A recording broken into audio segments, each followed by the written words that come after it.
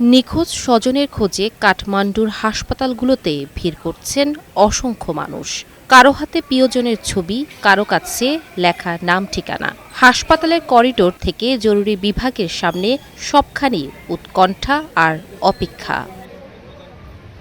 ভাইয়ের খোঁজে গণেশ কার্তিকও সকাল থেকে ঘুরছেন হাসপাতালে হাসপাতালে। কোনো হাসপাতালে ভাইয়ের কোনো খোঁজ না পেয়ে কথা বলতে গিয়ে কান্নায় ভেঙে পড়েন তিনি।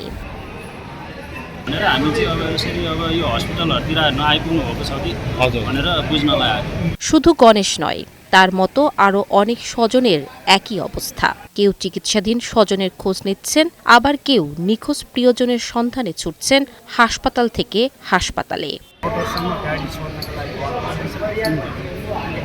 নেপালের হাসপাতালগুলোতে আহতদের চিকিৎসার পাশাপাশি চলছে স্বজনদের অপেক্ষা আর নিখোঁজদের সন্ধান। প্রতিটি মুহূর্ত কাটছে উদ্বেগ আর অনিশ্চয়তায়। হ্যাপি শারমিন, বৈশাখী সংবাদ।